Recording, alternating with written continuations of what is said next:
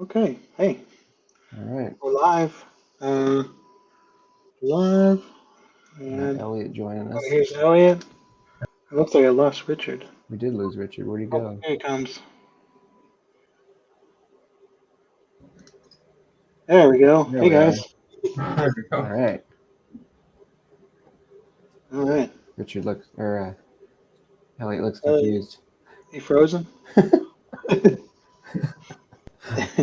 Yeah, that is. Hello? There he Oh, there is. he is. Okay, You're I'm frozen for here. a second. Oh, really? I was All frozen? right. Oh, sorry about that. You were No just like worries. No worries. You're staring. good. My All son's here. right. He says Hey, hi. buddy. Hey, Hello. bud. Hi. All right. Looks like Yeah. YouTube's live. Cool, cool, cool. Cool. All right. All We're right. live. Yes, on Facebook. We're good on Facebook. On Facebook? Yes. I'm going to get Merlin on here. All right. Cool. All right. Cool. I will be watching for comments. Cool. Cool. All right. So, welcome everybody. We have everybody here with us. So, Yep. all right. All right, welcome. Everybody's watching. We may have some activity on the Facebook. If you guys want to, I think Scott's asking for a link. Anybody, you can, yeah, you can send them, send the links to anybody who's commenting on other posts. Anyways, welcome. If you're watching, thank you for joining us. We are we're the team behind the Obsidian Mirror, the producing team. I'm Vinny Sisson, producer and cinematographer, and I'll let everybody introduce themselves. Adam, I'm Adam Deerling. I'm the writer and director. Heather, I'm Heather, and I'm one of the associate producers. I'm Richard Russell. I am one of the associate producers. I don't know if you guys can hear me, but I'm Elliot. I'm one of the associate producers as well. Nice to see you guys. Nice to see you. Coming in loud and clear. awesome. So we are currently, you guys, if anybody's tuning in, you may know we're in the middle of our, well, actually the end of our Kickstarter campaign to raise $30,000 for a part of our budget for the Obsidian Mirror. And we are so close to the end. What are Less than we, 5,000 now. yeah, we're like 83% done, or is it more now? It might be more than that now, actually. Hold on. I will tell you. Oh yeah, we reached 25. Nice. Yep, We just did that a little bit ago. Yep. Cool. So now we're less than 5,000 away from the end, which is amazing. We're super thankful to everybody who has participated and supported us. It honestly means the world. We're blown away by the amount of participation that we've had. So, but Yes. we're not out of the woods yet, as we say. No. Pun intended. But if you guys didn't notice, we got our Project We Love badge today on Kickstarter. Yeah. So we're officially in the favorite lists of what do they call that, Vinny? The admins of Kickstarter approved Yeah. us. Yeah, the editors. People. It used to be called Staff Pick, but now they call it Projects We Love. Yeah. Yeah, which is really cool. And so we are super thankful for everybody, but we're still not quite there yet. As you may know, Kickstarter is all or nothing.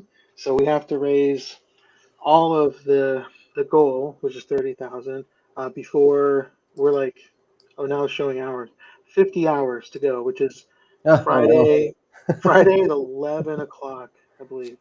Yeah, now it's showing hours on the main. $4,985. Who on here can get us Yeah, down to 4,900? Who can do $85? Come on. I know So there's somebody out. yeah, we'll keep chiming in here, but and reminding everybody to check it out. Share if you've done it already. We really appreciate it. definitely consider sharing with friends, texting it to a friend. Um, it really helps. Like if you have anybody in your family or friends who is a horror fan, please send it to them and ask them to check it out. And hopefully they like it and want to help put in some support towards it. We really appreciate it. So before let's see, 9/11, and I got Trevor. Looks like he's on the line. Before we get to him, I want to just kind of go over just a recap of the Obsidian Mirror and what kind of movie it is and what it entails. So I'll leave that. I'm gonna pass it over to you, Adam. Oh, thanks. So the Obsidian Mirror, for you guys who have not read the script, which I think pretty much you guys probably all have by now, but for those out there watching, the Obsidian Mirror is about a young man, I should say, who receives mysterious messages on his computer that lead him to uncover a mysterious Aztec obsidian mirror. And the Obsidian Mirror is basically a ancient mythological device used by the Aztecs to communicate with the spirit world. So the characters have to they go down this adventure where they are being enticed by this ancient spirit who wants to do them harm, and basically cross over into this world. So the characters have to try to find a way to stop it from happening. So that's the basics of it. A little bit more complicated in the script, but I don't want to give too much away. Awesome. Yes. We are very excited with this project. I think it has a lot of potential to reach a lot of people, and not just horror fans, but it connects on a deeper level. As I was talking about it, I really think we have something special here. So we're really happy that we're getting so close to actually making our goal, and we're going to be able to produce this film and move forwards. I think as long as we can keep going, we're at the last little bit there, but yeah, I think it's gonna be a fun ride. So all right, let me take a look over here. All right, let's I think we have Trevor here. All right, I'm gonna add him into the stream here.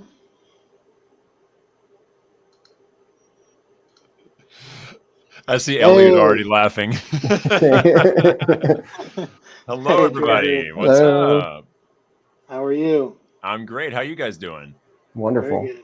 Am I coming through clear? Everything good? Sounds great, Oh, man. Yeah, fantastic. Shout out to Elliot for the mic recommendation right here. Nice. Oh yeah. Well, it better be good then. Right. Got the pro setup. So how's it going? How are you tonight? I'm good. Just taking it easy, enjoying it was a beautiful day in Los Angeles today. If you didn't get outside, if you were in LA, oh my gosh, it was absolutely gorgeous. So we've had a lot of rain recently, so it's been very nice to have some fresh air and be outside. So yeah. What was the temperature up to today? I think it almost got into the 80s today, actually. Oh wow. Yeah, it was a little bit of but it was nice. There's a breeze, so it really felt like spring today, which was nice. Because you guys have had some cold weather recently, haven't you? We have, yeah. And I was just talking to my parents, and my mom was saying it's like 25 in Texas right now where they're at, and I was geez. That's crazy. For Texas, that's pretty cold, right? Yeah. Yesterday here, I think our high was what, guys, like 10 or something? I think it was like 10. I when I was taking Addie out to the bus stop, it was like 9. Yeah, you can keep that. You can keep that. We'll stay in sunny Southern California right now. Elliot and I will. And whoever else is. Are you guys also? We're you two right here. The muted. Oh, Heather and Ohio. Okay, all Ohio. Okay, gotcha. Yes. Gotcha. I think you two are just down the street from me. Yeah, basically. Because you're in Canal Fulton and he's in Massillon, right? Mm-hmm. Yeah. Gotcha. Nice. Very cool. Well, thank you for joining us. We really appreciate you coming on here, taking Yeah, time thank out you. to join us. We're excited. We were super excited when you saw the project and said you would love to be involved, and yeah, we started talking, and yeah, we're happy to bring you on as cast in the role of the entity, which Mhm. is the kind of baddie of the movie. It's kind of follows me in my career wherever I go. I'm Yeah. always batty, it seems. Being typecast, man. Yeah, right. So let's just start like kind of at the beginning, in a sense of kind of what got you, briefly, just like kind of what what got you started in acting, and kind of your journey to well, to getting on the set of to be on Romulus and Yeah. Smile 2, and take us through that a little bit. Yeah, so I started acting when I was in actually I would kind of say middle school actually. I did like this interpretive reading thing, and when you're in Texas everything is a competition, so it was like competitive interpretive reading, so I was reading like prose and poetry and stuff. And then I got into high school and I was doing the same thing. And my theater director, Miss Barnes, shout out to her if she's watching right now, but she said, "Oh, you should try one act play." And so, I went into theater, and then the rest is kind of history. From there, I graduated. I went to community college. I did theater. So I come from a theater background, but I always wanted to get into voiceover and radio. And so, the place to be, of course, is Los Angeles for that. So I moved to Los Angeles in 2016 and went to film school out here, which is where I met Elliot, super small world, who worked in the world of with being an audio engineer and things at the school I went to, and that's where we built our friendship. That and video games, of course. And from there, it was my last semester in college, and I had a teacher named Phil Kaufman, and he was like, "Hey, you have a similar build to Doug Jones," and I was like, "Oh, Doug Jones." I knew of Doug's work, but I didn't know who Doug was as a person. So I'm a tall, lanky fellow, much like he is as well, and he's kind of built his career off of being a tall, lanky fellow. And so I reached out to him on Instagram, and he was super kind and got back with me and spent a couple hours with me. And this is coming off of when he had did Shape of Water. It had just won Best Picture at the Oscars. He was on the stage, so I'm at the very beginning of my career. I'm just graduating college. I have no credits under my belt besides a couple of background jobs that I did while I was in school. As like person in crowd number one or whatever it may be, right? Where people start, and Hmm. so from that, he kind of gave me the advice to get into like going to like the conventions, like Monster Palooza and those type of shows to really get my face out there and get to know makeup artists. And then I also got into Halloween Horror Nights, and I met some makeup artists there. But I would say like that, so that kind of started my career. That's kind of how I got into the prosthetic world, but the suit acting world. I was doing the same background acting I was doing when I was in college, and I got asked to do a show, and I didn't know what the show was, but I showed up, and they were like, "If you fit the costume, you'll do the role." And it was a background Wookiee for Mandalorian season 2. Nice. Oh, And so nice. yeah, so Legacy FX, if you know who they are, they've done Star Wars, Marvel, DC at this point. Pretty much everything they've had their hand in. If it's something really cool that you've seen in the cinema, in the sci-fi world, or whatever it may be. But so I worked with them. They got my information, and then 3 years later, I'm at Universal Studios. Funny enough, and I get a phone call, and it's about to do a commercial that they needed somebody the next day, and I said yes, and that ended up being a national commercial for Amazon, which was a Yeti, and then it went international, and then they shot another commercial, and then because of that time with Legacy, and because that all went well, that was kind of my audition for them. From there, I got reached out to about Romulus, and from Romulus, I met Alec Gillis, who did Smile 2. And then I've worked with, Alec Gillis on that, and then Legacy on some other projects on top of that. So from Romulus, I met a lot of the like titans of the special effects industry, I would say. Nice. So that's kind of the summed up quick sum up of the career path. And I'm still very close with Doug today. So yeah, it's been cool. He's been following my journey and supporting me and cheering me on, which has been really, really awesome. Well, I could have used you a few years ago when I made my Bigfoot short film. Yeah, I've been in those type of suits, so I know how they are. That's awesome. Um, so on that, you've spent like a lot of time in makeup chair, becoming all sorts of creatures. Um, I guess kind of tell us what all have you been transformed into, and which one was probably the most like crazy transformation that you've done? Yeah.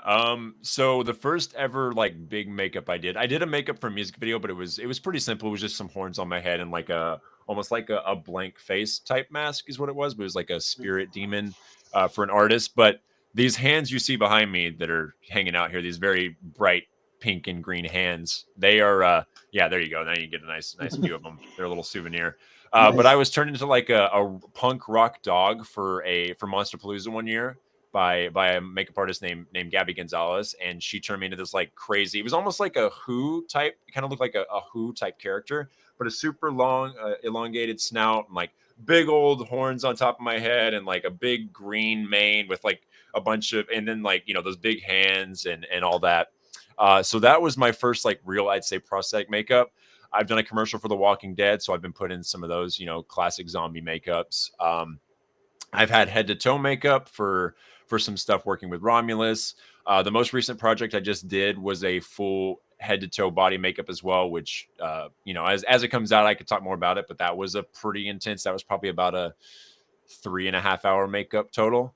I would say probably the longest I've been in a chair or standing, because depending on the makeup, it's probably about 4 hours, which Wow. is just a bunch of hanging out, talking with the artist, patience. But yeah, let's see what else have I been turned into. It's interesting because like after I did the Yeti, because that was still a prosthetic, but after I did the Yeti, I really got into the world of more suit acting. So it's a lot less makeups, because a lot of people think that the Xenomorph in Romulus was a makeup, and no, it's just it's a full built suit with a head that has a bunch of servos inside of it, so it can move Mm. with all the animatronics, and then you have your puppeteers off to the side on the controllers and all that stuff, making my performance come to life along with me, right? So it's a big collaborative effort. But yeah, I would say at this point I've probably done more jobs in suits than I have in like full prosthetics, but I've definitely done my fair share of both for sure.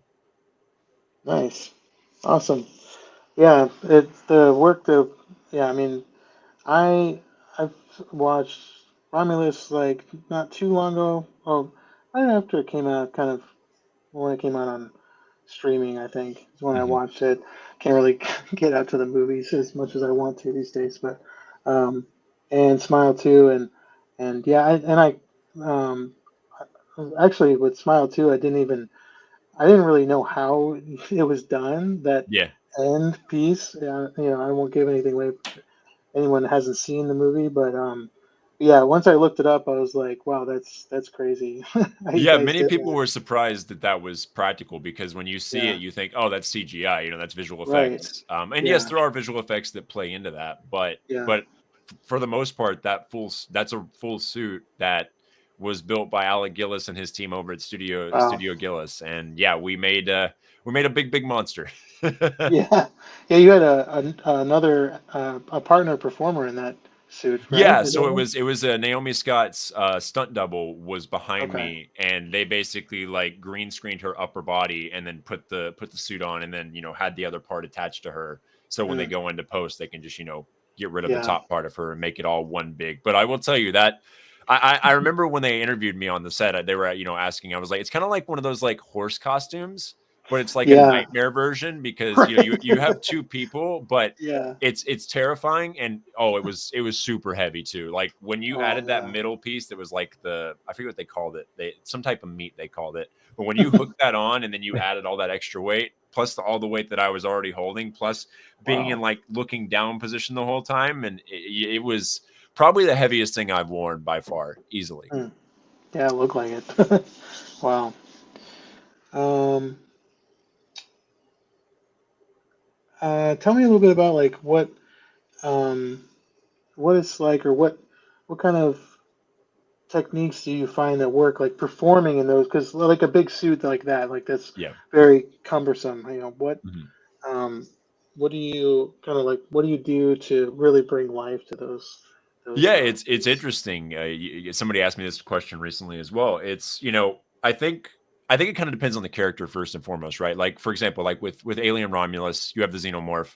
It's an IP. It's been around since 79. and you had Balaji Badejo that originally did the first performance, right? So there's kind of like that, and then Tom Woodruff Jr. and Goran and so on and so forth for all the other films. So it's like you already have a way you need to have that character move, but it's also about bringing your own self, because like no one's gonna move like me, because just no one here is gonna move the same way if you put everybody here in a xenomorph suit, which would be incredible. But you're still going to bring those qualities to what makes, when people see Alien, it's like, okay, that's Alien, right? Like, I'm not going to be moving like I'm Michael Myers in a xenomorph suit or something. Right. But I think when it comes to, like, for example, like Smile 2 and Alien, I feel like we're a lot more kind of not restricted, but they were set in a certain way just to do certain things. And so I found with some of the other roles that I've done, especially with original characters, there's been a lot more freedom to kind of play around with what I wanted to do and what I could do with my body that maybe I didn't have the opportunity to do on those films, just because the characters are created a certain way to do a certain thing. So I would say that the biggest thing is just, it's kind of figuring out, like any actor, right? Like, what are your motivations? Like, what does the xenomorph want? What is the monstrosity in Smile 2 want, right? It's funny to say that, but it's true, because at the end of the day, what I'm doing, although my face is covered and you don't see who I am, all these people that are in these, wearing these suits or prosthetics and bringing life to these characters are still actors at the end of the day. So we still have to think about, those motivations, those wants, the our backstory, especially if, like I said, if it's an original character, or if it's a character that's not something that's in the world of IP, like, okay, where did this character come from? Where did this creature come from? Where did this monster come from? And why are you here now? What are you trying to do? So I think it still plays in to the whole world of acting. It's just a little bit of a different way to look at it. And also, I feel like when your face and everything is completely covered, I feel like a lot of things with actors, and I feel like most actors would agree with this, is like they hate watching their own performances or seeing themselves on screen. And like when you're in a suit, right, or your face is covered, it's like you kind of forget about that nervousness and that insecure part of you, right? And so you just go for it, because at the end of the day, it's like, I am this thing. I've been taken over completely. Like, I am a totally different character and creature at this point. So like, why not just go for it and, like, put myself out there? Because I think vulnerability as an actor is one of the hardest things to let yourself go, right? Because we as people in general are very guarded and shielded off. And when you're in the world of acting, you can't be that way, because you have to be genuine and real in whatever moment and whatever setting it's called for. Awesome. Yeah. Yeah. I that was one thing I wanted to ask was how do you feel about being covered a lot of the times? You know, being cast. Hey, we want to do this, but we're not going to see your face at all. Do you take pride in trying to bring something, that bring yourself through that performance still, or tell us a little bit about that. Yeah, I mean, I think for me, it's kind of ironic, and I might have told Elliot this at one point in time. But when I moved out here, like I said, I wanted to get into voiceover and radio, and I always would tell people, is like, I would be fine if my career, like, if I'm able to have a career, a stable, good career of creating amazing projects and being a part of amazing things, that I never saw my face on screen. Which is funny, because I'm in a different world now, but that exact same thing is happening. First and foremost, like I said, I'm an actor, right? I came from a theater background. I have, I'm used to, back then, your face is always on stage, you're live, all that type of stuff. But no, I don't think it diminishes, what I'm doing, or I don't feel any less of myself. And it's really cool, because, you get to be characters that most people will never get a chance to be in their lifetime, right? To be able to say that I got to be inside the suit, be the alien in Romulus, and be a part of that storied franchise now, is something that I'll always get to hold on to. But yeah, I've always been cast in like the odd or strange roles, and I know I'm a very unique individual. And so I like to take advantage of that. And if my career, for the foreseeable future, ends up me not having my face shown on camera, then I'm totally cool with that. If I have the opportunity to do that, I'm also cool with that. So I love working on projects and working with people that, are super passionate and care about the work, and we're creating something amazing together. So whether that's my face or not, I mean, I would love to do more stuff with my face because I, you know, coming from a theater background, I just, you know, I grew up doing that.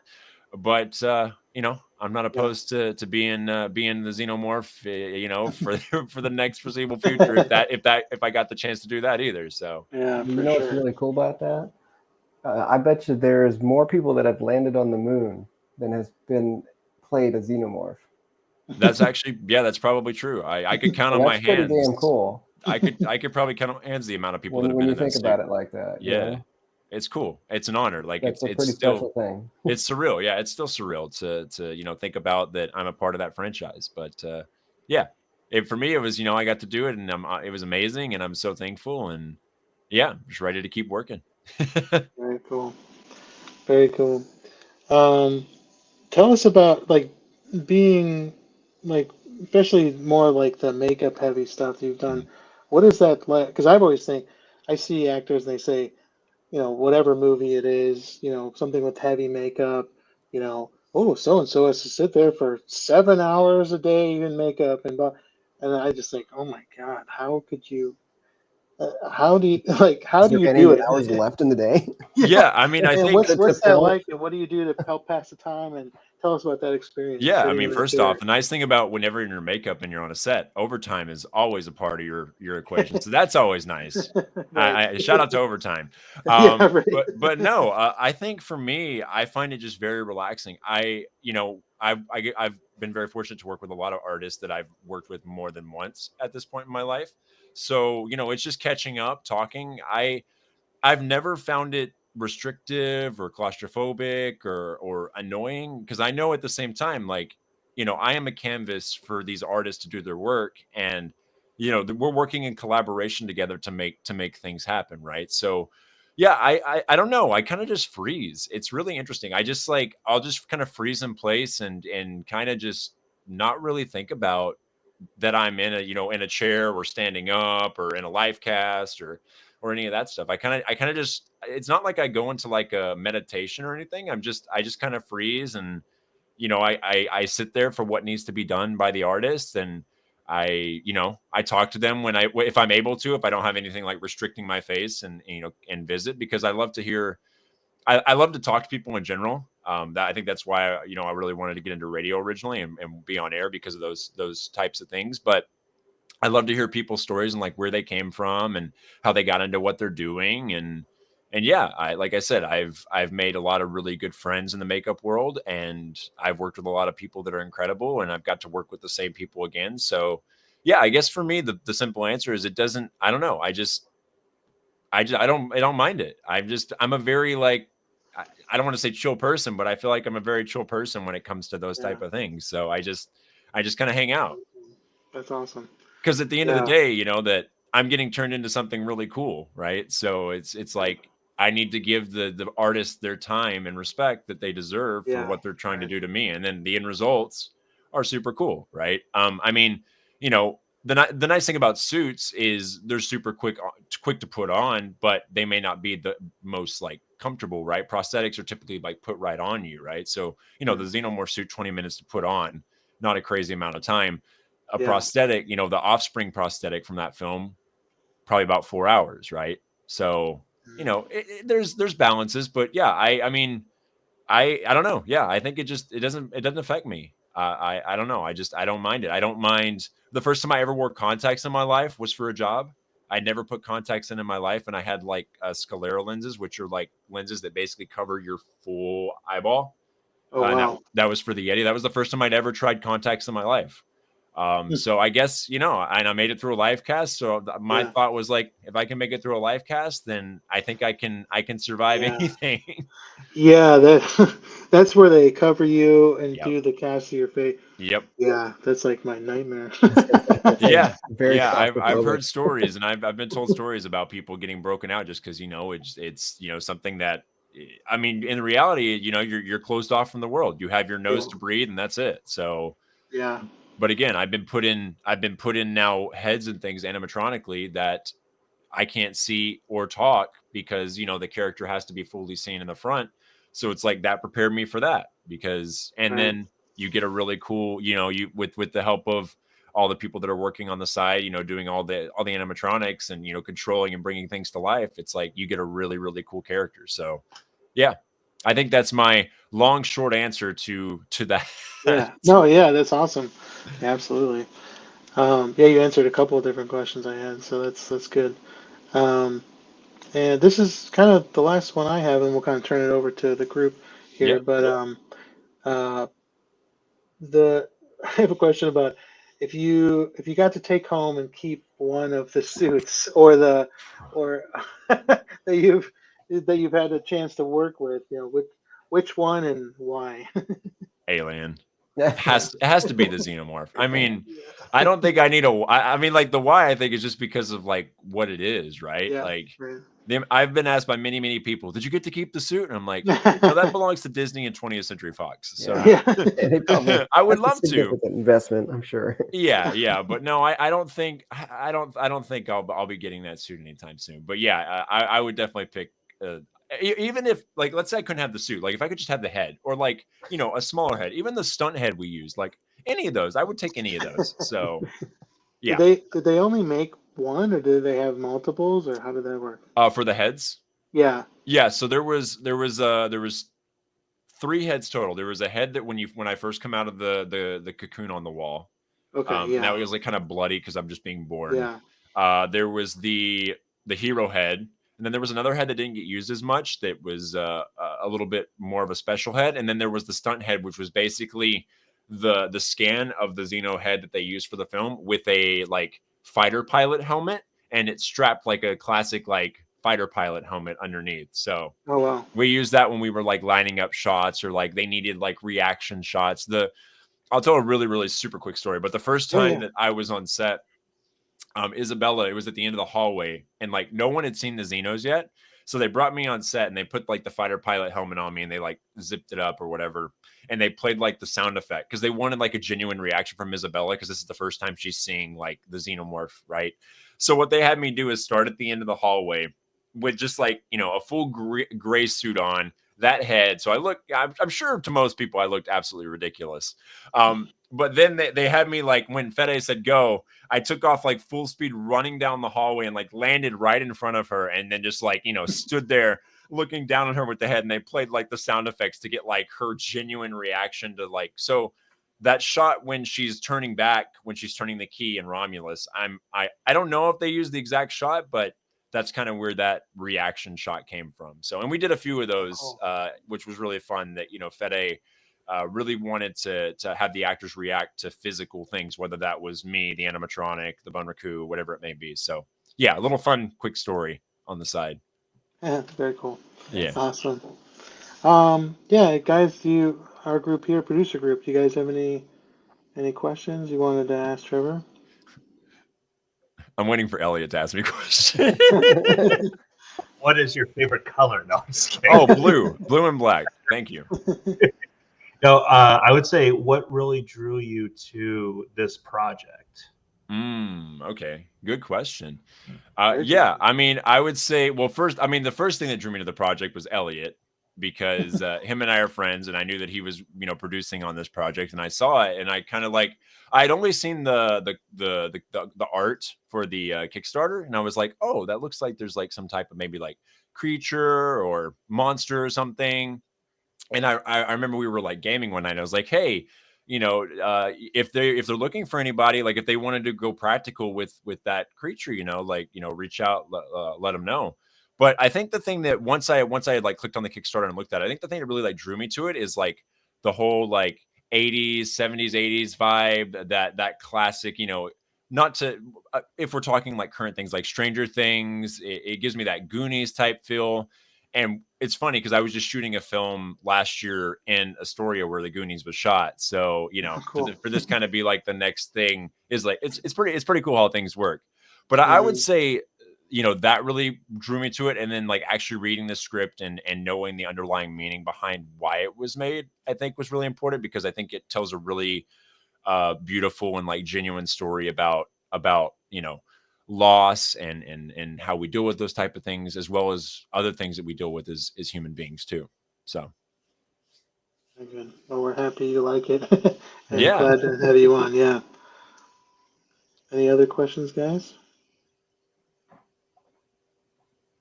Nothing? Did we have any Bueller. questions from Bueller. Yeah, Bueller. Did we get any questions from comments? I don't know if I'm looking on the YouTube feed. I don't see anything here. Questions, comments, concerns, points of clarification. Is anybody on Instagram able to see if there's any questions on there? I don't know if we got pushed to Instagram. I think I was having Oh. connectivity Did it issues. go? Yeah. There's a few comments that we've gotten. That's about it. Okay. Hi, comment section. Yeah, I'm only seeing. You do voiceover work too, right? I mean, I moved out here to do that. I mean, yes, I've Yeah. done some stuff, but nothing to the Yeah. point of like, you know, I Elliot helped put my reel together, and Nice. we had many a fun times in the voiceover booth. Your engineer for your voiceover classes. Yeah, that's what I'm saying. Like, Yeah. that's where it all started. So, and here we are.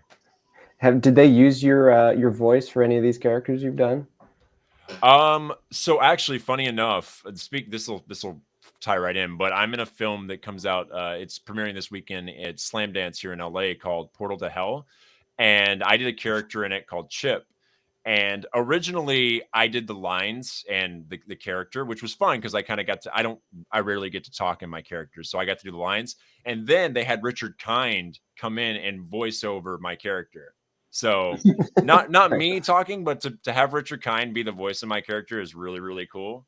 And if people you bow to watching that. don't know, yeah, people don't who he is watching. I think the biggest one that I can say that, I mean, he's a lot of stuff, Curb Your Enthusiasm, but for the family friendly, Inside Out, he's the voice of Bing Bong from Inside Out. Yeah. So yeah.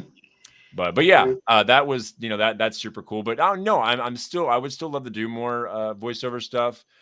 For a while, I was doing radio for an online radio station. I was streaming for a little while during COVID, when people were picking up things here and there just to stay busy. Elliot and I were doing some podcasting, which we got to get back to at some point, as he nods at me and glares at me. But yeah, no, I still love, I mean, that's kind of why I have the setup I have, but that I still would love to, do, animation, I think, is everybody's dream. Audiobooks, I think, would be super fun. Promotional stuff would be super fun. So yeah, I'm still open to all those avenues, and maybe as time continues to go on, some of those doors will be opened by other things. So Absolutely. Yeah. Good things are fun, man. Yep, absolutely. We have a question from Jeriel. He's another one of our associate producers. He says, how heavy was the xenomorph suit? the suit itself wasn't bad. I kind of attribute it to like a scuba suit almost. It was just very tight. The head though probably weighed about like 10 to 11 pounds. The head did, because of all the servos in the back, controlling everything. But the suit itself wasn't bad. The chest piece with the pipes, the exhaust pipes, as I like to call them, was a little bit heavier. But like the suit, I would be in the suit pretty much all day just hanging out. And then when needed, they would add the chest piece because it was just like a Velcro, very easy Velcro straps on both sides. And then the head would go on set. Very cool. Yeah. How many people? You said you had some puppeteers. How many people were running that? So when it came to me, if there was somebody on the tail, so let's see, let me count. So somebody on the remote for the jaw and the lips, puppeteering the tail. I would count somebody that's in my ear telling me what to do, giving me contact with the director, somebody running the drool tubes because there was drool coming out all the time. So I would say about 4 to 5 people at all times. Yeah. And that's the thing, like people don't realize that there's that many people to make these characters come to life, right? But it's true. Even with the animatronic, right? Like, 3 or 4 people on remotes to make all that move, right? To make movie magic happen that you don't ever see. For Smile 2, that ending scene when we're doing the, not spoiling anything, but when we're doing the big reveal, I got to puppeteer on that, which was really cool.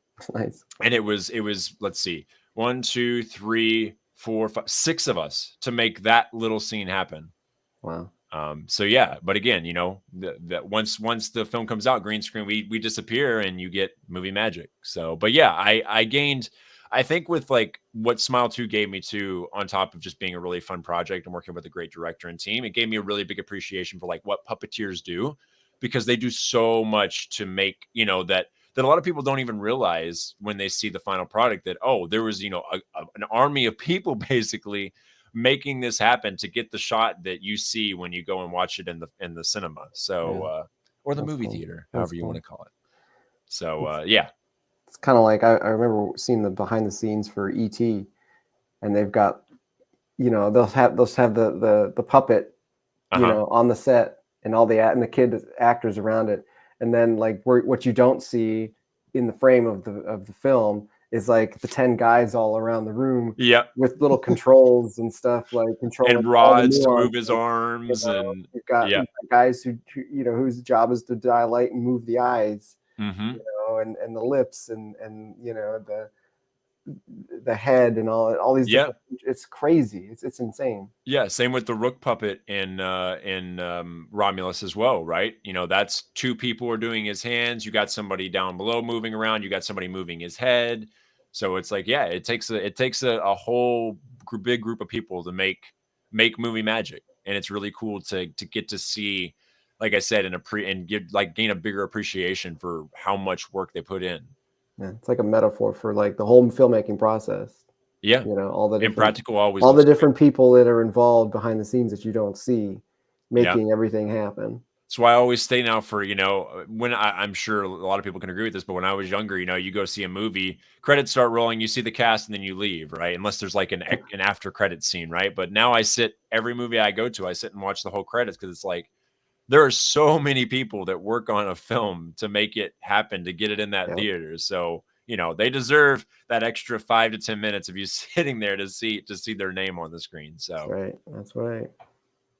So there's a question from Jay. He says, "Hi, Trevor. How long did it take for you to get the costume all set for filming?" What one? Well, I think we were talking about the xenomorph. Okay. So, Yeah. Hi, Jay. First off, hello, Jay. I would say, so if we're talking about conception, like I went into Legacy, they scanned me, they started building the suit, and then I had 3 different try-ons of the suit before it was at its final state.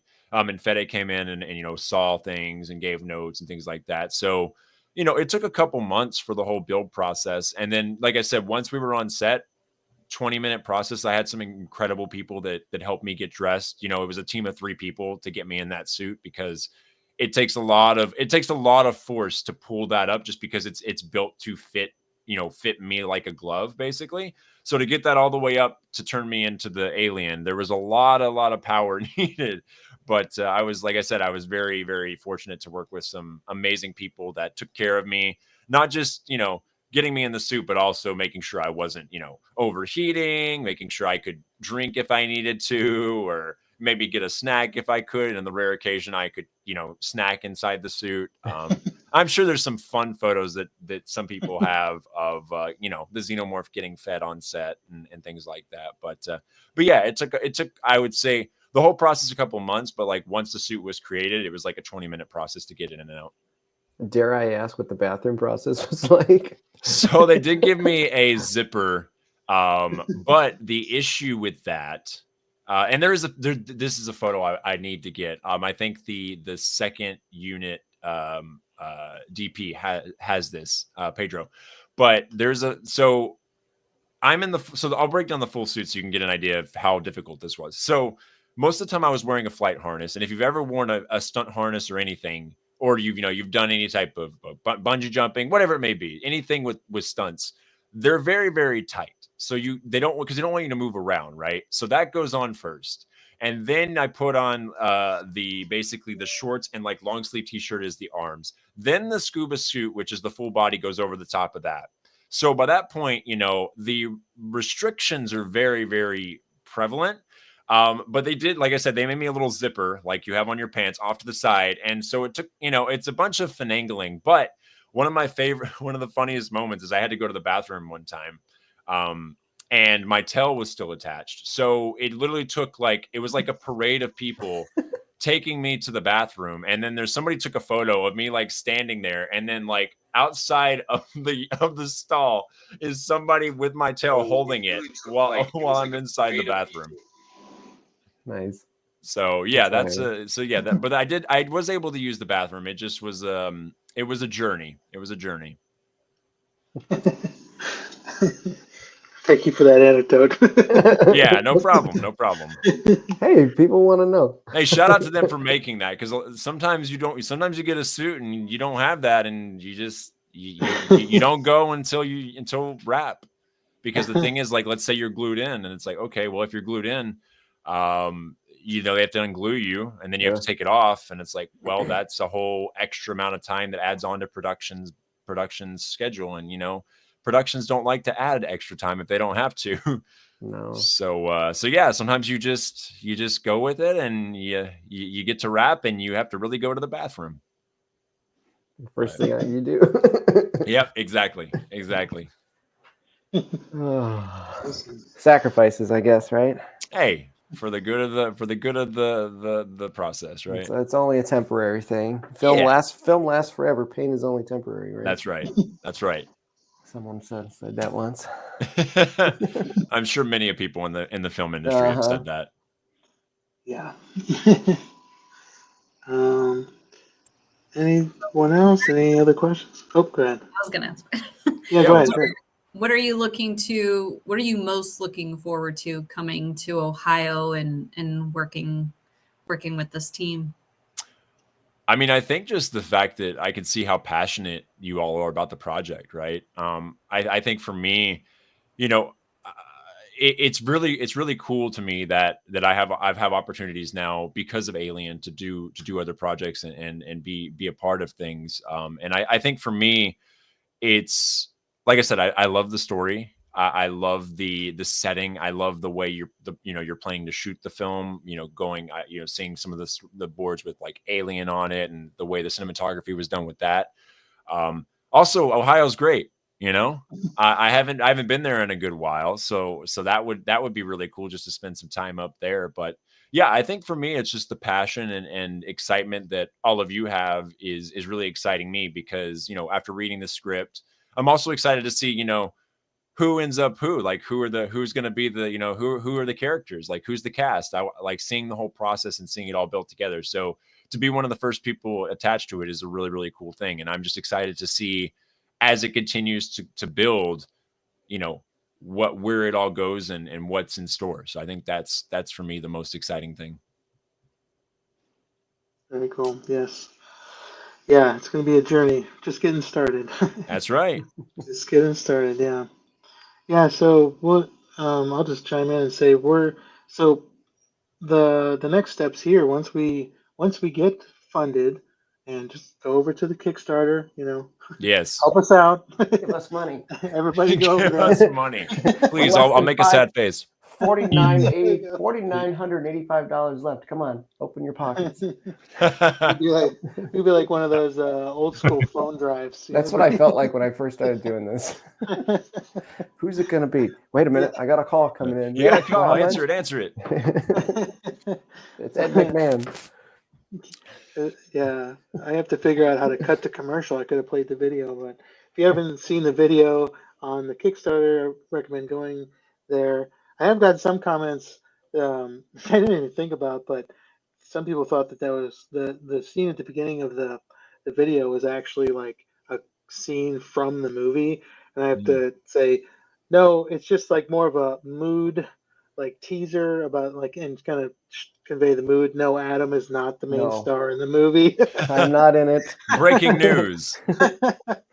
I'm not casting myself. I'll tell Deadline right now. I'll call him up. Please I'll tell do. Deadline. Originally, we had wrote this a little bit longer piece, try to be a little more funny, but then it just didn't really mesh with like, the rest of the movie. So we kind of scrapped it and honestly kind of ran out of time to film more, but He just didn't want to be on camera. But we just shot kind of a mood teaser to just kind of convey like the feeling, more of like the emotion, the feeling of this, the creepiness, the being watched or having a presence in the room. But yeah, go over to Kickstarter, check out the video. Adam and I are on there blabbing about the movie a little bit, and check out. Some people have issues, like if you're on your phone, the story tab doesn't really, it's not really super easy to find sometimes. So make sure you find the story, and that has the whole page about the film. It's kind of just a full pitch, kind of the background a little bit about why we're doing this project, why it means so much to us, and then some cool concept art. I think we have an announcement on there about Trevor and kind of a little bit about him. Yeah, we hope to see everybody's name at the end of the movie. So open up your pocketbook so you can get your name in the movie. I'll stay and watch all of your names scroll across the credits, and I'll clap for every single one of you. That's right. Yeah, there you go. Yeah, and on that we're gonna have, once this is getting ahead of ourselves here, but Adam and I, our last one we did like a big premiere. We rented out a theater and did a red carpet and a step and repeat, and everybody got their pictures. And so we're gonna definitely do the same thing, and everybody who contributes on Kickstarter is definitely invited to that as well. It'll be fun. So that's way ahead of time, but just want to put that out there. The next steps for us after we get funded, as I was saying earlier, is pre-production, and that's going to be casting, putting casting feelers out there. It's going to be hiring crew. We're going to keep a small crew, bigger crew than last time. Don't worry, Jerry. You won't be the second crew member. the only crew member besides our gaffer John and me and Adam. So we have a little bit bigger crew this time. If you open your pocketbooks now. Yeah. Nice. Don't let Vinny hold the boom again. Hey, it sounded pretty. Even Elliot gave good props to the sound. He couldn't believe it. That's big. Yeah. Yeah. And we did that whole. You're creating jobs for us. Yes. Yes. Exactly. Yeah. Yeah. Then it's gonna be we've been trying to line up someone to help with production design. So if anybody watching has leads on production designers or wants to help with that, we're kind of just be an assistant in the production design department. That would be great. If you like working with props or set dressings, that kind of stuff, we're gonna be looking for someone to help with that. And getting our schedule together, and I won't say anything in stone, but we're looking to shoot in the fall, go from there. So the way we do our productions are we keep them lean, mean, and smaller, focused, but with the same. Adam and I both went to film school in LA, so we kind of bring the old school, a little bit of the old school in there with some new school and some low budget filmmaking techniques, and yeah, it's gonna be a ride. So, if someone says Doug, Doug says Doug Esper, Adam isn't the star. Can I get a refund? No. But tell Doug you're welcome to audition.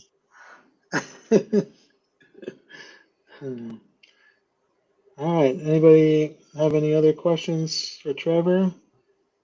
Or Trevor, do you have any questions for us? Turn it around. Oh boy. No, I think nothing that I can think of. All right. Well. What's your favorite color? No. Yeah. Green. All right, everybody go around now and tell us your favorite color. All right, Vinny. First day of class. Yeah, hi, my name. Hello. Actually, probably pink. I see your I like chair, that. so. Yeah. All right. Well. Black. All right, Elliot. What? Orange. Oh, Orange. okay. All right. Okay. My internet That was fully committed. I love that. I learned so much. I know, right? I love it. All right. Well, if nobody has any other questions, we'll let you get going. Thank you so much for joining us. We really appreciate it.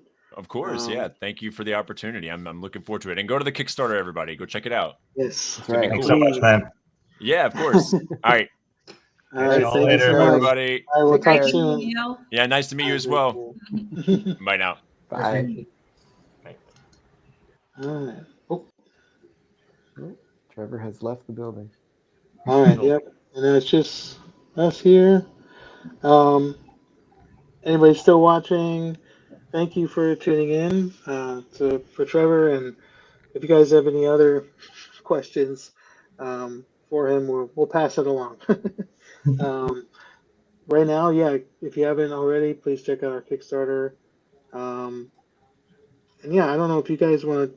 Do we want to talk any more about the film here? Or we think I'm we're all good. down to talk. I'm all He's down. always down for talk. I know a lot of Um, people are just really wondering about casting and Yeah, yeah. Yeah, Yeah. I've gotten a lot of messages about Been getting a casting. lot of messages about casting, and I felt bad I didn't have any questions for Trevor because I still haven't seen Alien Romulus or Smile 2. So, It's all right. Watch it. I haven't Watch seen it yet either. it. It's really Yeah. It's on my list. I've been slipping. I've been busy. Smile 1 scared the crap out of me, so I'm afraid to watch Smile 2. good. Yeah. it was really good. Yeah. That was. I Yeah. gotta So stop watching those movies alone. actually, you really need to see it because they do a lot of mirror work in that one. Yeah, they do a lot of mirror stuff. So kind of inspiration, some inspirational stuff. I Yeah. still need to see Smile 1. So. Oh, yeah. Have the lights on. Yeah. Yeah, it's good. It's creepy, man. Yeah. Last movie I watched was a movie called Let There Be Light. That was the last movie I watched. So I've been rewatching Stranger Things. Oh, yeah, I started that too. I haven't watched it. So Nice. Yeah. Keep some trying to catch up on some stuff cinematography wise, trying to just it's different like rewatching stuff and just analyzing it from a filmmaking perspective, especially cinematography where you're just staring at every piece of light and atmosphere and fog and just kind of imagining, Where's it coming from? what and just, looking at the masters cinematography, what they do and, kind of returning the drawing board. So I've been shooting a long time, but every time you get better, you try to get better, try to change things, try to simplify really the lighting for me, trying to simplify and make it as easy to change setups for us and stuff. And um, that's how we're able to do these things, like keeping our setups light and able to change quickly and move fast. And our typical shooting day on the last film, and we had multiple locations and stuff, but our typical shooting day was like 8 to 10 hours, depending on what we had going on. We had some days that were 12, but we did 8 to 10s, and that was nice on everybody and a lot easier on everybody's spirit. I think 12s can be really hard. Yeah. So we're gonna try to do that on this one as well. And keep the morale up too. Doesn't burn you out. There's a question from Michael. He would like to know if we have a list of character descriptions. Yes. Yeah, we'll be posting those soon. We on our website. I can't remember if they're on there. I don't know if they're on the website. I know we have them in the pitch deck. Yeah, we had an older pitch deck that had them on. So we'll post that tonight. I can post the pitch deck we had with all the characters that all the main characters, pretty much all the characters except maybe one or two. There's maybe a couple that aren't listed in there. Yeah, but they're It's not a big cast. Period. Yeah, it's not a big cast. Yeah, we'll post that and so you guys can look at it and see if you want to apply when we announce. So we'll probably what did we use last time? We were talking about this on the last podcast. I can't remember which part, one or two, but did we use Backstage? Well, it used to be called Backstage West, but now it's just Backstage. Gosh. I think we got so much of our stuff just through Facebook. We may even have put something on Mandy. Right. I don't really remember. Actors Access is another good one. I don't know if that one was around back then. Yeah, I don't know. But But yeah, I mean, there's Posters everywhere. Yeah. And yeah, if anybody has any, we're always down to, make connections. Everybody knows any local casting directors, regional casting directors. Send us their information. We'd love to reach out to them and see what they, have to work with. And Yeah, I think Angela Bohm up in Cleveland would be a great would be a great casting agent to use. nice, Yes. very cool. Oh, we got another question. Yes. What you guys need extras? Where is it filming? Extras? I don't know, Adam. Do we have extra scenes? I don't. probably the first scene. Oh yeah, right. Yeah, if there's Yeah. any at all, that would be the Mhm. scene, I think. Yeah. So yes, there will be some extras. And where is it filming? We're filming in Northeast Ohio region, a little bit up towards like the lake, a little bit west of Cleveland, um, Canton, and we haven't locked down our house location yet, but somewhere in between where I'm at in Warren and the Canton Akron area, probably somewhere around there. So yeah, all filmed locally, and um, yeah, so any kind of and if we do any studio work with Trevor, we'll probably we don't know logistics yet, but maybe we'll bring it out here. We'll see how that goes. So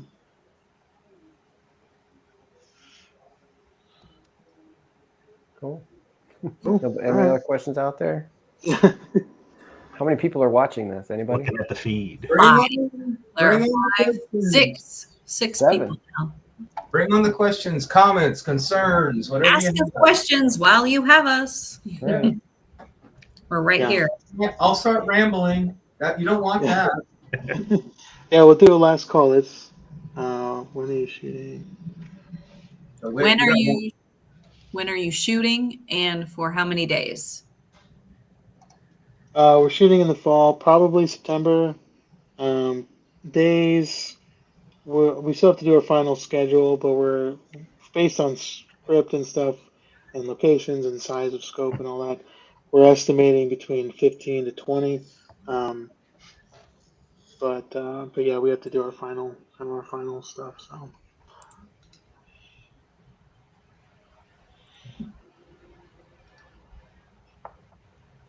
last call for questions. Anybody? And go over to our Kickstarter, please. Yes, go to the Kickstarter. Like I said, you Hold got On all of our socials. I know. Yeah. not to let me ramble because I will go on forever if you do not ask questions. We have 213 backers so far, and still only another $4,985 to go. Yes. We're so close. We're so close, guys. And we have to be full in order. less than $5,000. Yeah. Does Richard smile for photos? That was a question. No, he never does. Except for that one that I snapped of you at the Let Me Go premiere. Yeah, you Little caught me on guard. profile, but you're smiling. I don't smile. I hate smiling.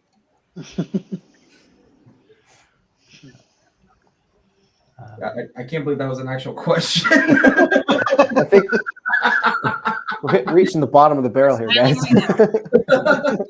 And yes, I do have gray hairs, guys. I do have gray hairs, yes. Are you kidding me? This is all gray. Except it might look blue in this light, but I'm.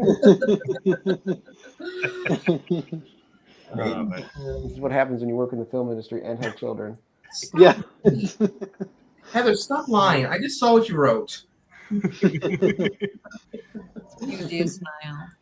I hate smiling. I'm supposed to be a sad, depressed filmmaker, and I'm trying to keep that up. So You're smiling right now.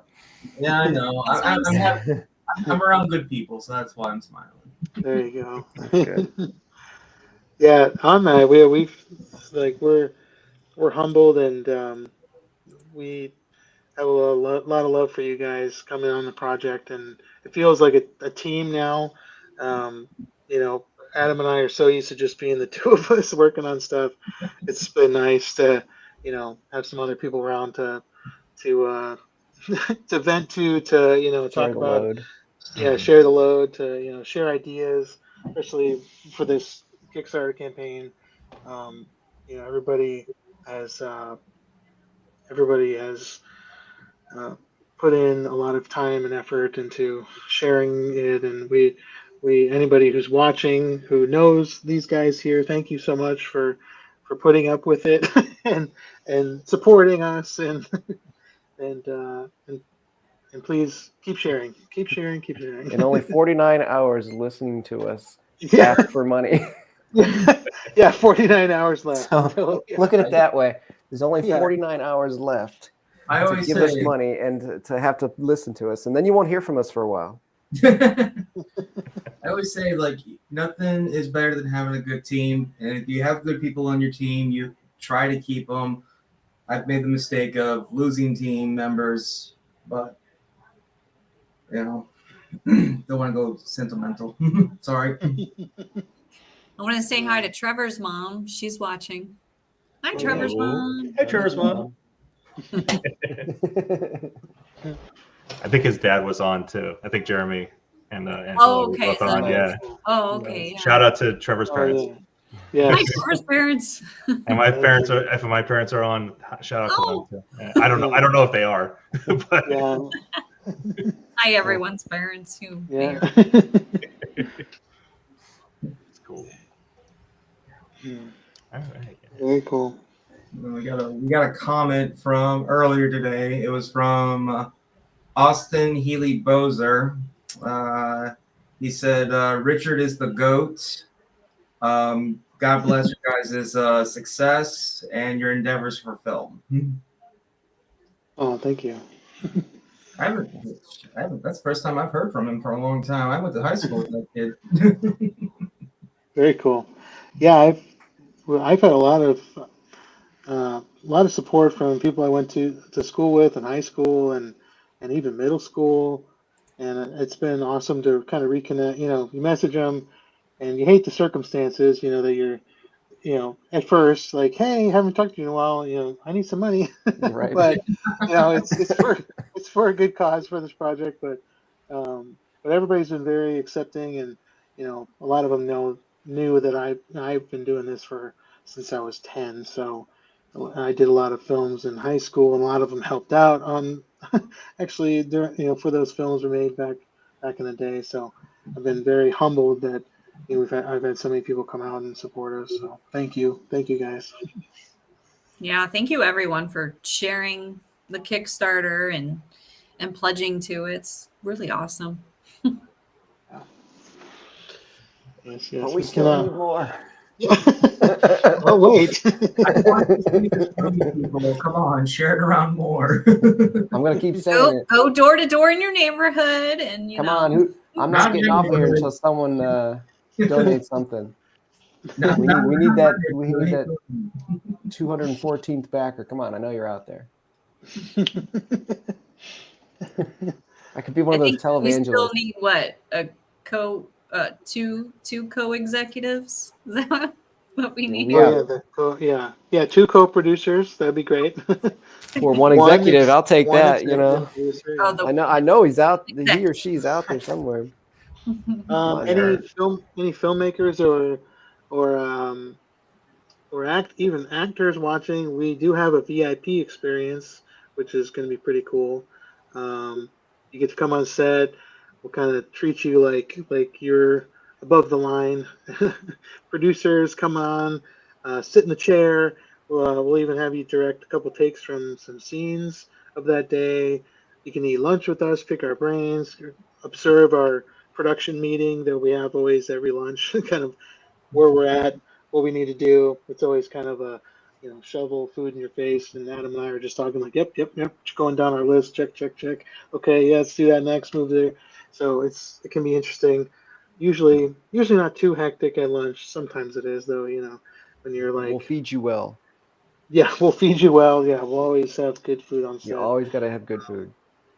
Yeah. So one of the perks on there is a screenplay analysis, right? Am I saying that Oh right? yeah. Yep. Yeah. So for anybody still watching and interested in that, Vinny's really good at that. He's read a couple of my things and given me some really, really great feedback. So if you're writing something and you're looking for any type of feedback, I mean, go for that reward on there. That's a really good one to go for. I'm too scared to send in anything I've written. I'm nice, right, Heather? I'm nice about it. Yeah. Very Yeah, nice. you do it the right way, you know, the It's critiquing not way. that. It's This just, I don't sucks. want to scare Vinny off. That's why. No. I like to You're be. part of the family now. Yeah. Oh I God. approach everything trying to be just constructive criticism. Yeah. You know, yeah, and I do have a couple scripts that we've been so busy with this. I do owe two other filmmakers some notes, so I will definitely be getting to that here soon. I promise. It's been kind of busy with Kickstarter, but yeah, I'll be getting to that. But yeah, no, I really enjoy it. I love reading other people's work and you know, kind of just sharing and I say like giving back in a way. But I went to film school. I worked in film school. I helped a lot of students in post production. Elliot and I worked together in post production at New York Film Academy back in the day, and we helped a lot of students. And Ages ago. ages? I know. I want. Jeez, long time. Long time ago now. But yeah, it's all good, man. Hey, Yeah. we just got another backer. Oh, nice. Sweet. 214. So we're Hey, thank you for our latest Thank you, backer. 214 We backer. could do a live shout out. Thank Live shout you. out. Thank you, Isaiah Just Erickson. share the link on the live chat. So Thank you, Isaiah. Thank you, Isaiah. Yeah, there we go. Now I definitely feel like we're on one of those. I know. Come on, who else can we get? Like, keep going. Let's keep this going. Come on. Not only do you get the movie, but you get a chopstick as well. that's right. A slap chopper too. We'll throw in 2 more. Free. But wait, there's more. But wait, there's more. Oh Oh my my god. god, that's funny. Good. I will give away this sticker for the next backer. Adam, we just need the Obsidian Mirror flamethrower. That's what. Yes, the flamethrower. The kids love it. I was has joking about that anyone- with Vinny. I was joking about that with Vinny on the last movie because we were like trying to like sell DVDs and stuff, and I was like, Vinny, we got to go all Spaceballs on this, like Sure. merchandising. That's where the the real money's made. right. Spaceballs, the coloring book. Spaceballs, the breakfast cereal. Yeah. Spaceballs, the flamethrower. The kids love this. Classic. That was the What am I best. looking at? How's this I happening to me? I never fully appreciated that scene until we started making T-shirts and stuff for that movie. Yeah. Oh, that's good. Speaking of which, we can buy a hat. You want a hat? Anybody want to buy a hat? Yeah. I'll give you this hat. Yeah, we got, The next I have donor. the shirt. For the We next got some backer. tests. These are the test merch. We'll be probably putting some out. I don't know if anybody would be interested in it or not, but anything. We're independent. We are completely 100% independently financed. We don't have any kind of basically, you guys are the backers and us, based. So we are, everything that we put out there supports the film, or either this one, or on the Other Side of Darkness too. Go watch our film, The Other Side of Darkness, on Prime or on Tubi, and even doing that actually contributes to this film as well. Not as much as going Kickstarter right now, No, but you could be one of 4 million viewers on YouTube. yes, yeah. We don't even have the streaming, like the numbers from Tubi and Prime, but it's definitely up there as well, because it's been good. So after the Kickstarter's up, and after you check that out, head over to Amazon Prime, check out our other film. Much different genre. That's like a adventure, an adventure. What do we say? What do we call it? Action adventure or adventure drama?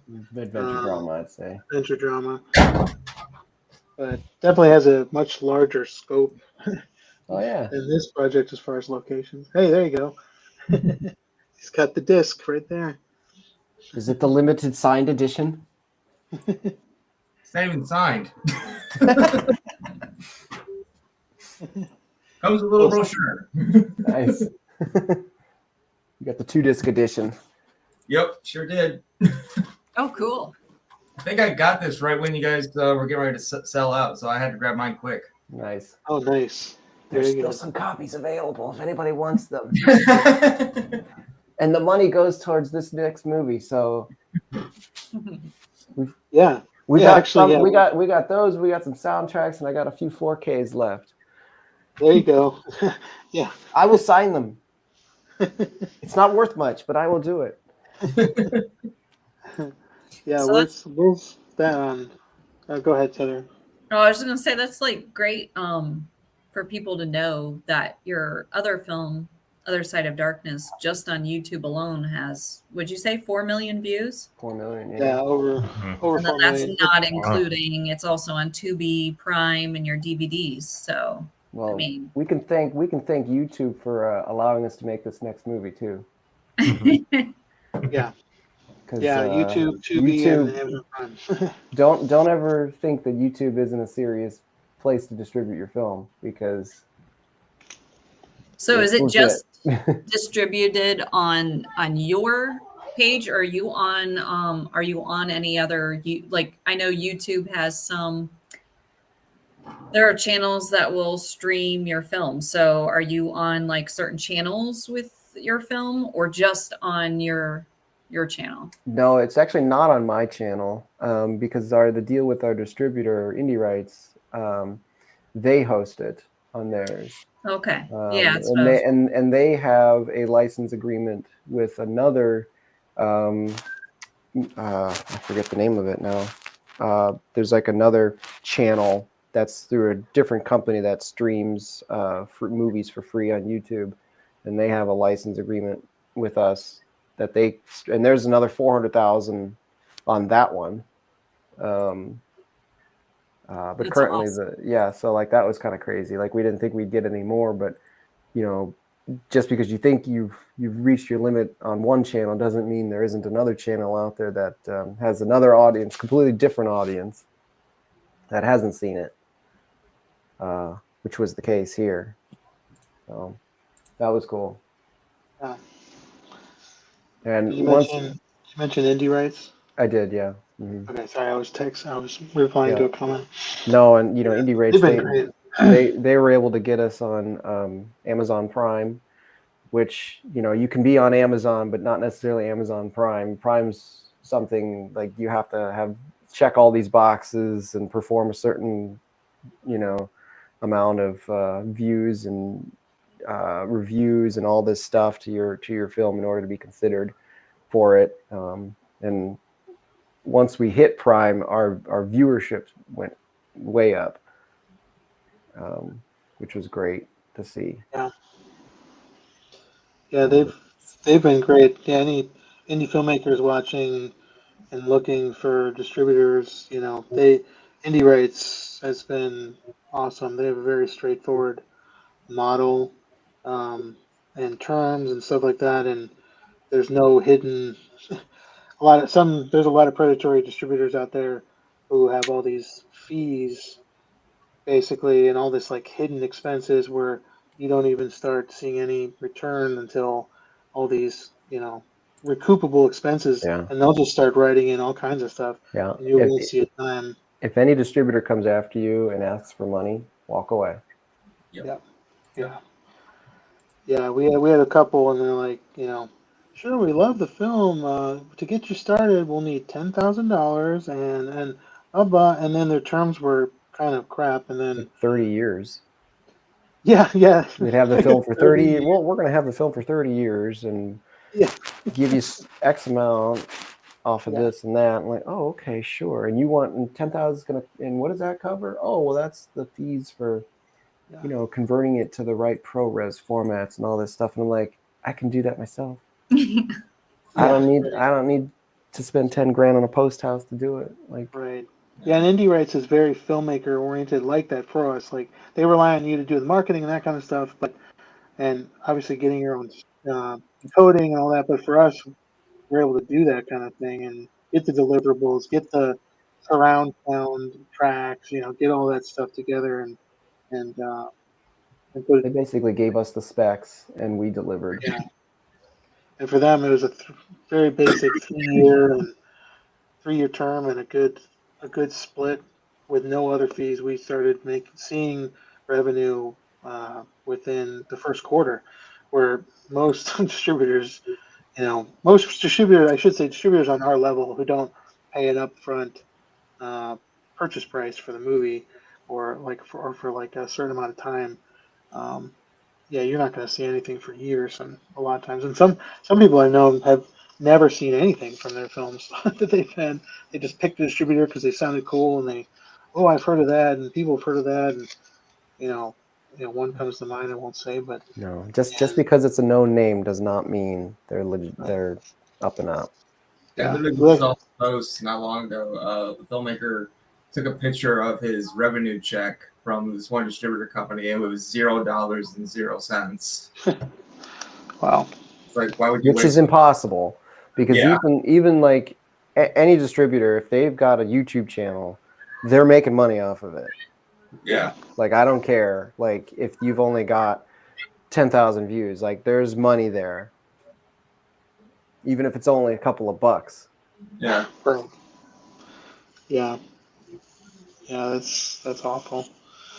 Yeah, so definitely we love them. So if you guys, Linda, if you see this, thank you. You guys have been great. I see a cat. Yep. It kind of looks like our shadow creature in the background. Yeah. Yeah, that's Nancy. She's wanting attention, aren't you? That It's time like a of little night. sweetie. It's funny.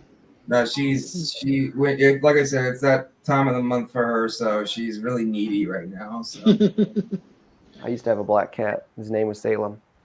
I have two of them. They're named Sid and Nancy. I named them after Sid Vicious and Nancy Spudgeon. Nice. Little punk rock reference there.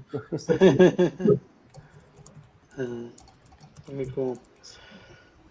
All right, guys. Well, we'll just say one last time, please head over to Kickstarter. And we're getting close. We have, what does it say, 49 hours 48.70 left. Yeah, 48.70. Oh, wait a minute. We got another one. All or Whoa. nothing. All or nothing. Ah. All or got nothing, another- guys. Oh, Open your wallet. And we're so close. Don't let us get this close. thank you, Nerve-wracking. Mr. Newlin, Jeremy Newlin. Thank you. We just got another one in. Thank you. Thank you, Mr. Newlin. I think that, yeah, Trevor's dad. Yeah. Yay! Thank you. Who else out there? Yeah. But come on, we're still going. Yeah. We got this. We got this. Who knows any? Can anybody juggle? I juggle invisible stuff. Yes. Who's got a talent? You know that we can show off here. I can opera sing, but I might blow out your ears. Does anybody know the Bill of Rights? Recite it backwards. There you go. Yeah. No. Oh my god. Oh! See, this is why he can't go on a roof. Okay. Film. Okay. Right. What he does on set. See, he's beating himself up over this, guys. Like we gotta get more money. Yeah, here. So he's come not- on. Don't let come on. Richard get hurt. Don't beat yourself God. up over it, man. They're coming. I dropped my stress reliever, and my desk is too damn small. So I'm gonna give you a helmet, man. yeah. Well, actually, I did not get hurt on last week's production I did. So That's because they didn't let you on the roof. no, I just got a paper cut on my finger. That was about it. It's always something. Or wrap you in bubble wrap. Yeah, that's basically it. Yeah. I mean, I've twisted an ankle on set. I've gotten water splashed on me. I've gotten blood squirted on me. I've had props dropped on me. Jesus, the list can go on and on and on. It's a badge of honor. I got a concussion on set. Well, I almost got a concussion on set. Don't get a concussion on ours. No, I won't. No, that one was a long story. Vinny, I told you this story. I was working on this movie called Side Effects May Vary, and they had this giant trail of slime all over the floor, and they did not do a great job cleaning it up. So when the director and the actor called me up, I said, "Yeah, I'm on my way." So I run two of them, and next thing you know, my boots are in the air, and I go head first onto the concrete floor. Ouch. Ow. That was fine. Yes. I got up. I got up. I survived. I survived. You need the shirt that says "I survived that." The name of the film set. You know. I hadn't thought about that. And then wear it around Lonnie. I literally just tell people, it's like, look, I'm accidental prone, but I will never sue you. So I want that in writing. Yeah, And I have this. And I have this recording. Hello, yeah, there you go. Yeah. This set will have certain insurances. So yes, we're gonna make you Don't sign worry. a waiver. I work for an insurance company. you'll have Got it nothing to covered. worry. You'll never be worried. You'll have nothing to worry about. I will never sue anybody if I get hurt. Because normally it's my own damn fault. That's how I see it. I mean, I almost broke Heather's cupboard one time. So You broke my makeup. yeah, I did. I was directing a scene. I got too excited, and I took her purse and I just went like that, not aware that there was stuff in it. Next thing I know, lipstick goes here, mascara goes over here.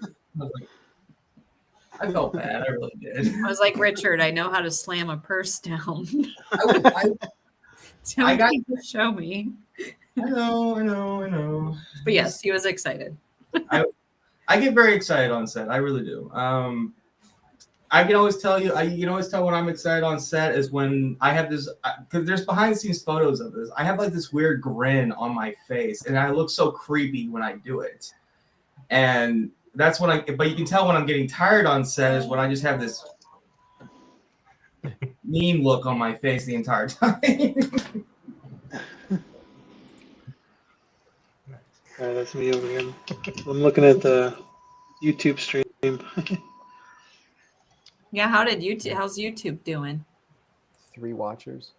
Rewatching. No, we're down to 3. A lot of controversy on YouTube right now. So People are chats and- trailing off and headed to bed, Yeah. or they're headed to the Kickstarter. That's I think they're going to Hopefully their to wallets the right now, trying so to see they what, are. It's It's a Go to Wednesday. your wallets. you open up your wallet, Open Visa, it go up. to Target or MasterCard, the whatever you got. Open it up. Kickstarter will take it. They do not take PayPal, I'm sorry to say, but Well, I have something. Did everybody see the the old films that Adam and posted? God. What Yes. thoughts, It's all questions, complicated. concern? Adam went way old school. I told you, I thought so was the point. That's I went pretty old Adam's school. made me. Mine's That's 20 why. years old. Yeah, Adam's made me wish that I had some from when I was a kid. Like I wish I still had videos that I made. I might have something even older than that, but that's about as old as I think I've got. That's because Yeah. I started doing like animation stuff when I was probably 98, somewhere in there, because I didn't have a lot of friends, but I had a large Star Wars collection, and so I used to take like Darth Vader and Luke Skywalker and like do like stop motion animation with the figures, and then I'd have like the walkers walk in the background and like blow stuff up, and That's what my son does now too. He does a lot of fun. making little stop motion with his Legos. Yeah, I hear I'm that's like, wow, awesome. that's really good. I have a feature quote unquote feature film that I'm ashamed of, and I have a short film that will never see the light of day again because it's so bad. Never be ashamed. I'm ashamed of my first so-called feature. I will say that. Yeah, I didn't even know you made a feature, so I guess you must be ashamed of it. The extremely short version of the story is back in 2015, I started shooting a movie called Dinner Guest. It was supposed to be my first feature, and I went through a lot of crap during making that movie. So I ended up like ripping pages out of the script just to speed up the process. And I ended up turning in a 50 minute movie. And I'm not proud of it. I'll say that.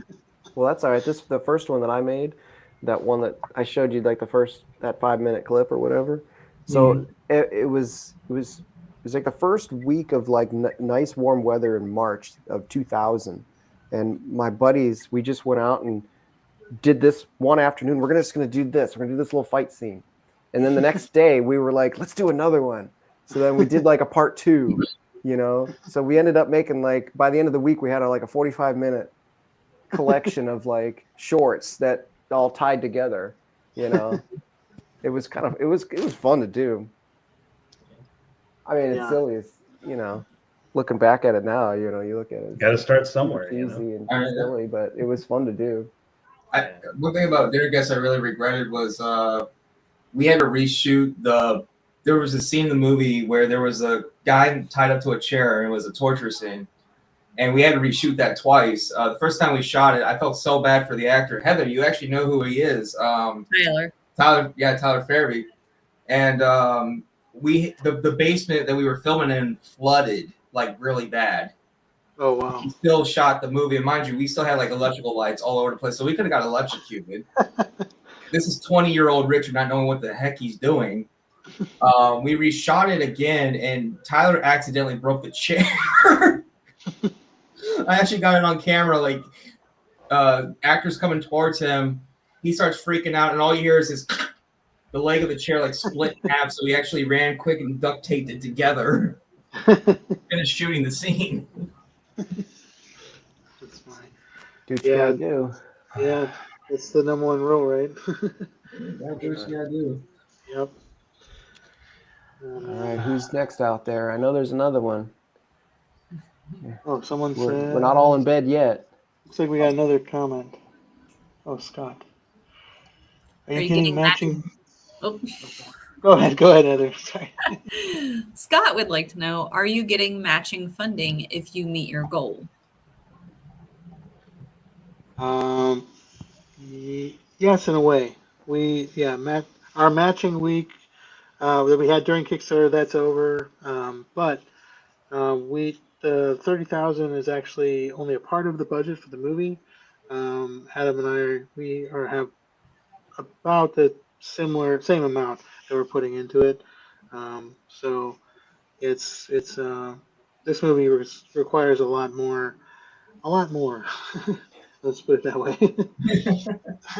When it comes to what our last film that we did, and we did it in a way, we had nothing at that. We just needed to make a movie, and so now planning things out, having more of a crew, having way more production design. The last movie didn't really call for a lot of stylization or set design per se, and in some scenes we could have did better. So that's something we definitely want to improve on. So, yeah. But yes, we'll be close to matching this Kickstarter. But yeah, basically we can't do the movie without the Kickstarter at all. It would be impossible to do for the scope of this film and what we want to do with it. We set out to do something like a step up from, as far as like production wise, the scope of it, being, I don't know how to describe it, but not really necessarily a bigger story, but different story that requires just more funds to do. More. It was a lot more locations. The last one, yeah. On the last one. that made it a lot more challenging, I think. And I think on this one, we purposefully toned it down to only a few. But I'm of the firm belief that like I if you're gonna take the time to make something, like, you know, they say with real estate, location, location, location. Movies are no different. And I feel like even if you don't have a whole lot of budget, try to find locations that, you know, can kind of give you varying looks throughout the film. Try not to just shoot in your basement. Try not to shoot just in your backyard, you know, or your kitchen or your apartment or whatever. That was one of the first lessons I learned in film school, was like they told us, most of you guys are going to fall for this, but don't shoot in your apartment. Everybody did, you know, and It's there was an easy location. it's easy, and everybody does it, but it's like, you know, I was like, no, I'm going to shoot. We're going to build a set, and we're going to have this house interior, and then we're going to go out into the desert and film out in the desert. And we found this really cool location called Vasquez Rocks, you know, where they shot basically everything. Was that in you know. Ohio? Or No, no, no, was that's that in out LA. Yeah. That was in LA. That's up in Agua Dulce. It's basically like the planet Vulcan, you know, is, if you've seen these rocks, like you'll recognize it right away. But it was really cool that, you know, they let us shoot there as students, you know, but they must have, I don't know, trusted us. But Scott has another question. He says, have I missed any trailer? Wouldn't that be a vehicle for more money? No, we don't have a trailer yet. Just the video that's on the Kickstarter campaign. I don't know if you were on, Scott, but the Kickstarter video is, the intro is more of like a mood piece, just to kind of like get the mood of the film, a little bit of taste of the cinematography, what's in store. But it's mostly just a pitch video for the Kickstarter. We decided, you know, because a lot of productions our size would try to make a trailer to then raise more funds, and typically try to even get, you know, more than what we're going to do this movie for. But we we decided against doing that, only because, well, one, it's, you're putting money into this trailer that could go towards the film. That's a given. But then on top of that, making trying to rush commitments on casting people for a trailer and then possibly not end up using them in the future, or maybe using them for the future. But we're just kind of moving at a pace where, you know, we want to make sure we have funding in place to then go out and do casting, to make sure we have you know, pay for actors.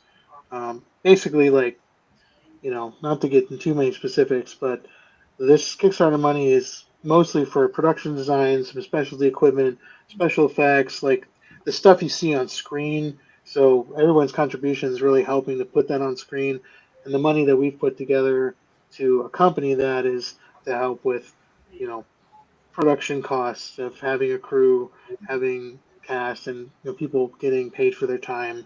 Um, you know, may not be big bucks, but it's gonna, you know, be something that's fair um, and fair for everybody, hopefully. So yeah, we decided to kind of not do a trailer for those reasons. well, And I was just gonna say, Vinny, we did a yeah, trailer for our Other Side of Darkness Kickstarter, or our Indiegogo campaign, and it was more kind of like a proof of concept kind of a thing, just to show people that, you know, we're serious and this is the kind of filmmaking skills that we have to offer. You know, I think Vinny and I kind of decided that, you know, instead of doing a trailer on this one, you know, the final product of Other Side of Darkness was kind of that proof, so to speak, that, you know, we've done it, we can do it, and we will do it. If we say we're going to do it, we will do it. yes, That's me and Vinny. We're, you know, we're committed to, you know, if we say we're going to do something, it's happening. Yeah, you guys have a proven track record, so that definitely helps and makes people feel confident when they're back in the project. Oh, that's my hope anyway. Yeah, that probably lends a lot to our success so far on Kickstarter. Not quite all the way successful, but No, we still have over there right $4,700 to go, folks. Come on.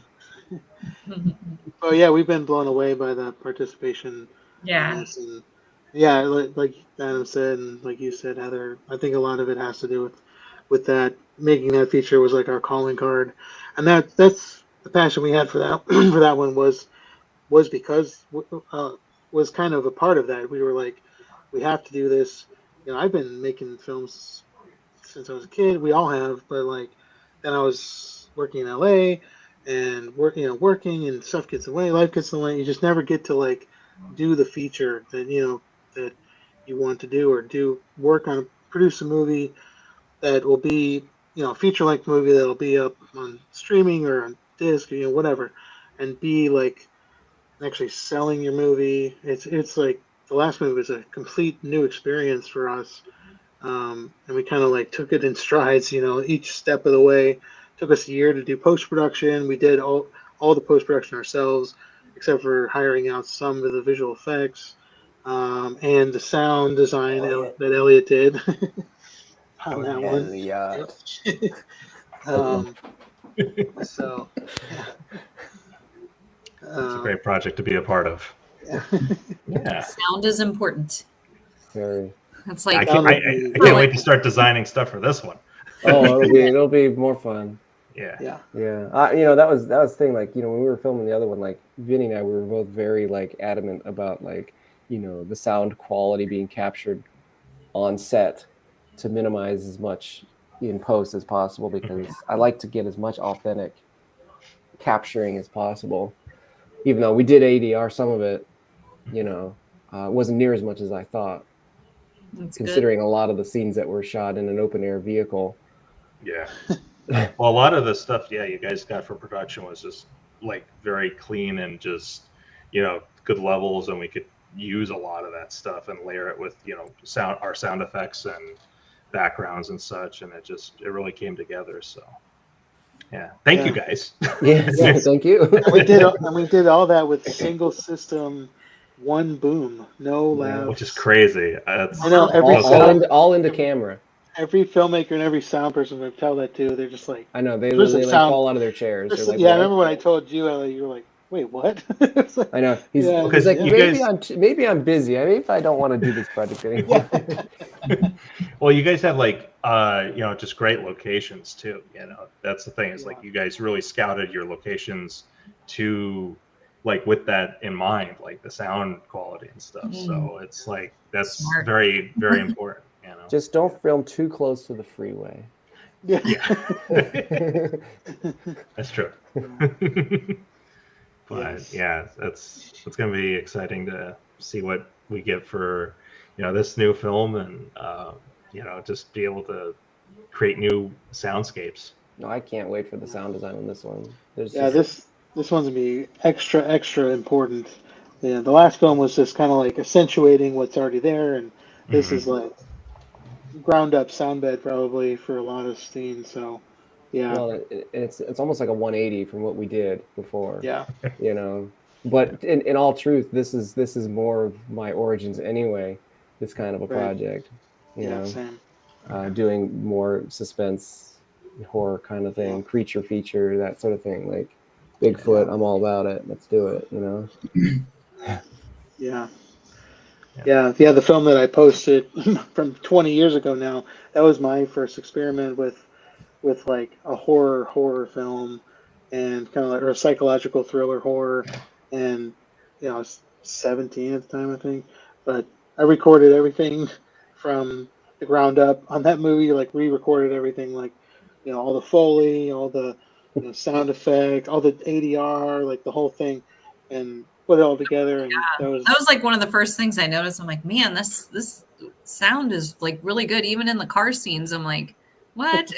Like you went all out, man. Films, like I did the whole sound design. It was a good experience and good really gets you. And then when you're shooting other projects, having done that experience so early on, it made me really like sound's always been a very important part of every film. I mean, of course it is for everybody's films, but I definitely pay a lot of attention to the sound design, even if it's a mundane scene or whatever. Just trying to, it adds so much, trying to making sure you pay Absolutely. attention to that stuff. Well, Elliot, you'll appreciate this. So, like on my first, the short that I uploaded. So back in Yeah. those days, I didn't have a computer to edit on. It wasn't really a thing. Yeah. So I got a VCR, Mhm. right, and my camcorder, Yeah. and a portable CD player, right. So Mhm. I've got the video coming from the camcorder into the Mhm. VCR, right. Yeah. And on the left channel was the dialogue from the camera, and on the right channel was the music Oh from my the CD gosh. player. And I would have to hit play on the Yeah. CD player, record on the VCR, and play in the tape at just the right time.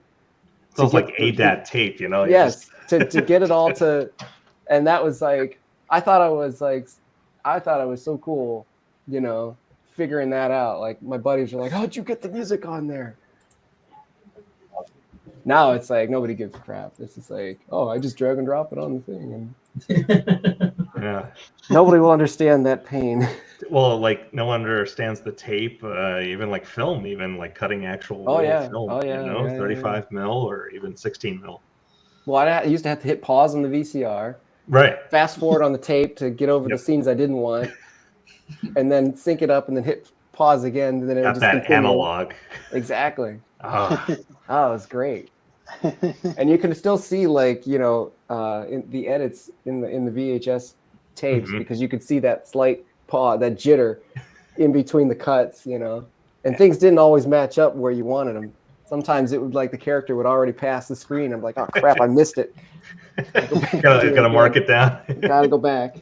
Oh, Do it man. again. Yeah, the joys of tape editing. I Yeah. remember I got my first computer that could actually capture, footage off the camera. Man, I thought I was living in style. With the advent of Pro Tools now, it's wild what you can do now with all Oh. that. Even Premiere too, just the Yeah. new features that we now have available to us. So I had a demo version of Premiere back in Hmm. like 2001 or 2 or something like that. And Yeah. there was a feature on there that I could do green screen. And I was Yeah. like, no, I could do that. So I ran out and bought some green poster board, put it behind like an Yep. X-Wing, and it was able to put a starfield in. And I thought, man, this is the best. Yeah. This is changing my life right now. And we That's made a little great. Star Wars short where we had, I didn't have like all kinds of cool stuff, but we put like model cars and like had the cars fly and stuff. Yeah. Yeah, that was fun. It's always good. All right, guys. Looks like we have 5 minutes left on our session. So, is there anything else we want to touch on besides everybody go to the Kickstarter right now? Yeah, Anybody, I mean, all that's what I 4 want of to you, touch on. I or want to whoever's touch on like, watching. where's everybody at? We Like, got 5 minutes. you got 5 minutes to get in here and give us and to Or the back creature will project. get you. The creature will get you. Or just don't look in the mirror tonight. Good. Good for him. You He's know? adorable. I know. He is cute. He's not happy that I'm holding him like this. He looks happy. Same with the Lee. Oh my gosh. All right. Yeah, so we'll keep everybody. We plan on doing more of these kind of lives throughout the process of pre-production and probably not during production. Well, I shouldn't say that. During production, I think we'll have Heather or Richard or whoever is there on live video on set. It'll be kind of fun, and kind of keep everybody updated. If you contribute on Kickstarter, you will get updates from us. We'll use that system to send out updates regularly about where we're at on the project, which then gets sent to your email so you can read about it. And I'll kind of do some newsletters every so often on our progress. And then, yeah, we'll keep on going. And thank you for your support. Share the link, share the Facebook page. Make sure you like and on both Facebook and Instagram, so you can keep up to date on what we're doing. And yeah, we appreciate it. And don't forget to go to Kickstarter. Yeah. In case you didn't know, we're On running a Kickstarter. campaign right now, and we need your help. I'm not sure they knew. Yeah. His name dropping it, you know. That's right. Oh, No. yeah, and thank you everyone who's helped us. Yeah. Absolutely. Absolutely. Yeah. And anybody out there who's hovering their mouse over that pledge button, just push it. Okay. It's all right. It's, you know, I know they're out there. Go on, do it right here. I don't know why they're holding them back. They're not hitting that button. It's not a tumor, it's just a pledge button. Exactly. Oh, yeah. Get to the Kickstarter now. Get out the time. Come on. And they only ask for your name and email to pledge, and then of course your financial information, your card stuff. But they're not going to ask you a bunch of questions. You could even put in a fake name if you want. If you want to be anonymous and don't want your name blasted up on socials or whatever, change your name. Put whatever on there. That's cool by us. We don't care. It's easy to sign up. If you have a Facebook account, all you got to do is click log on via Facebook, and boom, done. Yep. No excuses. Even though I get a ton of them, I don't want to hear it. Dollar goes a long way. So. But $100 goes even further. I buy Some that. is good, more is better. Oh, This is more except for money. Yeah. it's more acceptable, kind of like Wall Street. Greed, for a lack of a better word, is good. All right, we got 60 seconds, so Yes. thank you guys. I'm gonna hop Thanks off. everyone Yeah. for joining. Take care, everyone. Bye. Be well. Have a See good you week. guys. All right, we'll be in touch. All right, thanks, All right, guys. take care. Good Bye, night, everyone. Have a guys. good night. Bye. Good night, everybody. How do I get off this thing? Put on the button that says leave I studio. see it.